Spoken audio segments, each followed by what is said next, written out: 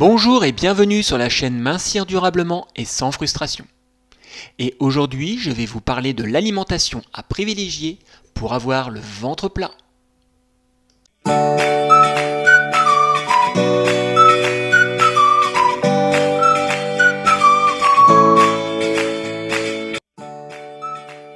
Objectif ventre plat.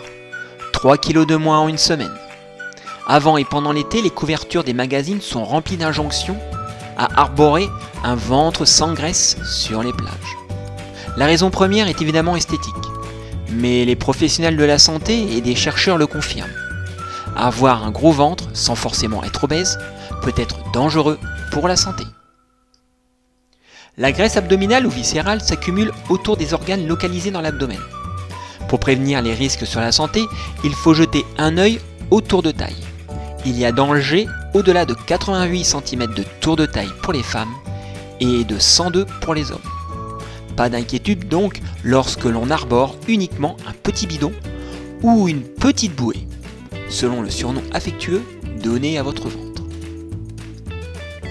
Les personnes qui ont un gros ventre souffrent en réalité d'une mauvaise répartition des graisses. Cette graisse sécrète des substances inflammatoires qui accélèrent le vieillissement des artères. Conséquence, le taux de crise cardiaque, d'AVC, de cancer ou de diabète augmente chez les personnes avec un trop gros tour de taille. Le risque peut même être plus élevé que chez une personne obèse qui a une répartition des graisses plus uniforme.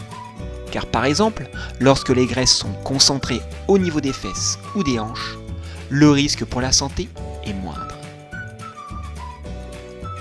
Voici donc 5 astuces pour avoir le ventre plein. Premièrement, ne buvez que de l'eau. Prenez l'habitude d'avoir toujours une bouteille d'eau avec vous. Et buvez entre 1,5 litre et 2 litres d'eau par jour. Deuxième conseil, évitez les sucres raffinés, le sucre blanc et les sucres roux. Attention, il y en a partout. Ces 2 conseils peuvent suffire pour perdre du poids et donc avoir un ventre plein. Mais pour avoir un corps en bonne santé, évitez sans excès les graisses saturées. Car en excès, elles peuvent provoquer des maladies cardiovasculaires.